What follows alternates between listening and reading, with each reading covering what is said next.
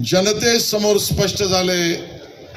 कारण मी तर म्हणेन उज्ज्वल निकम यांच्या रूपाने एक सच्चा मुंबईकर आज मुंबईसाठी आज त्या ठिकाणी निवडणुकीला उभा राहतोय। मुंबईचा योद्धा आपण ज्यांना म्हणू, अशा पद्धतीचं कर्तृत्व हे ॲडव्होकेट उज्ज्वल निकम यांनी यांच्या सार्वजनिक आणि व्यावसायिक आयुष्यात सुद्धा केलं आहे। कुठून सुरू करायचं, कार्यकर्ता मेळाव्यामध्ये सगळ्या गोष्टी मांडू, पण या गोष्टी टाळता येणार नाहीत। सच्चा मुंबईकर आणि मुंबईचा योद्धा म्हणून उज्ज्वल निकम यांची ख्याती आहे।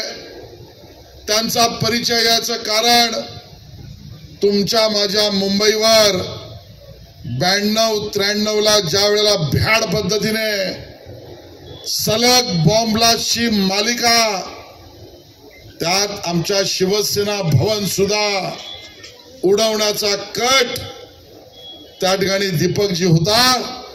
शेकडो लोकांचं अपंगत्व आणि मृत्यू, मी तर म्हणेन खून केला। त्या खुनाचा जबाबदार कोणी होता?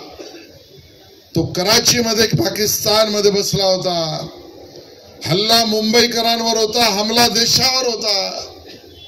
पण आयुष्यात ज्यांनी कधीच पैशासाठी खाजगी वकिली केली नाही, नेहमी वकिली केली तर समाजाची केली, अशा उज्ज्वल निकम यांना मी सच्चा मुंबईकर म्हणतो। याचं कारण आमच्या पोलिसांचं कर्तृत्व तर महान आहेच, पण त्या पोलिसांनी केलेल्या कर्तृत्वाला योग्य दिशा आणि न्यायालयासमोर योग्य मांडणी मांडून तो नराधम याकूब मेमन, त्या याकूब मेमनला फाशी देण्यासाठी महत्वाचं योगदान कोणाचं असेल तर ॲडव्होकेट उज्ज्वल निकम यांचं आहे। म्हणून ते सच्चे मुंबईकर आहे।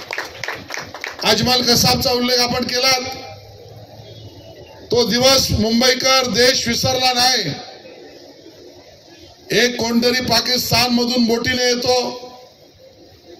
आमच्या CST स्टेशन मध्ये घुसतो, मागेला सॅक लावल्यानंतर धडाधडा गोळीबार करतो, शेकडो लोक मृत्युमुखी अपंगत्व त्यांना येतं, आणि मग त्याला जिवंत पकडल्यानंतर सगळ्यात महत्वाची मित्रांनो लक्षात घ्या, सगळ्यात महत्वाची आणि आवश्यक मांडणी काय होती?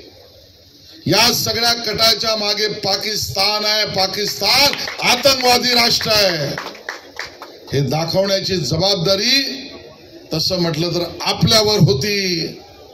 त्यासाठी पुराव्यांची रचना आणि त्या सगळ्यांमध्ये आपल्या पोलिसांचं कर्तृत्व सुद्धा योग्य पद्धतीने मांडणं आवश्यक होतं।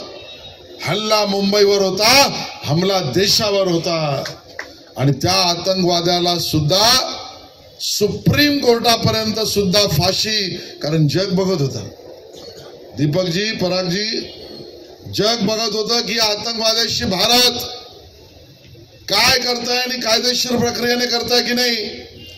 पण 100% कायदेशीर प्रक्रियेने जगासमोर पाकिस्तानला नागडा सुद्धा केला आणि त्या आतंकवाद्याला कसाबला फाशी सुद्धा दिली। त्यातलं बहुमोल योगदान कोणाचं होतं तर ते बहुमोल योगदान आपले उमेदवार उज्ज्वल निकम यांचं होतं। म्हणून सच्चे मुंबईकर आहे।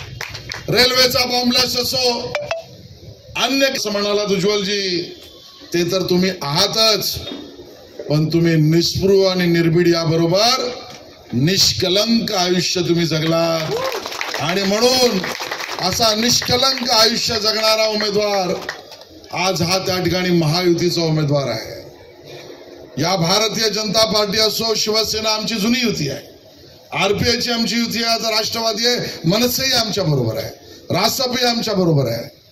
या सगळ्या महायुतीमध्ये प्रामाणिकतेने काम करणाऱ्या कार्यकर्त्याचं स्थान आहे, आणि म्हणून या ठिकाणी मला याचाही उल्लेख करावा लागेल, आमच्या खासदार पूनमताई महाजन यांनी गेल्या 10 वर्षात केलेलं प्रामाणिक काम या माननीय नरेंद्र मोदीजींच्या नेतृत्वात या विभागाच्या विकासाची गती वाढवणार आहे।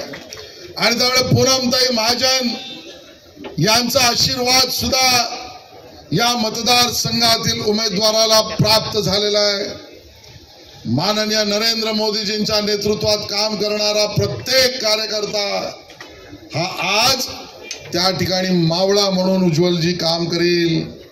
आज या ठिकाणी मला याचाही उल्लेख करावासा वाटतोय, भ्रम दूर करा, त्या ठिकाणी संदेह मनात ठेवू नका, कोणी गॉसिप करण्याची गरज नाही।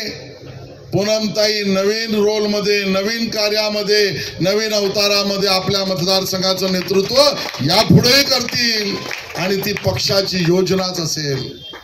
आज जास्त बोलण्याची वेळ नाहीये, पण मला याही गोष्टीचा उल्लेख करावासा वाटतो, खैरलांजीला भंडारामध्ये जी घटना घडली त्या ठिकाणी केवळ जातीभेदावर आमच्या अनुसूचित बांधवांची क्रूर हत्या जी त्या ठिकाणी झाली, त्या हत्येतील आमच्या समाज बांधवांना न्याय देण्यासाठी सुद्धा खैरलांजी हत्याकांड प्रकरणातली कोणी केस लढवून आमच्या अनुसूचित जाती जमातीच्या वर्गाला न्याय कोणी दिला असेल तर आमच्या उज्ज्वल निकम यांनी दिला। फाशीची शिक्षा सुद्धा त्या आरोपींना त्या ठिकाणी झाली।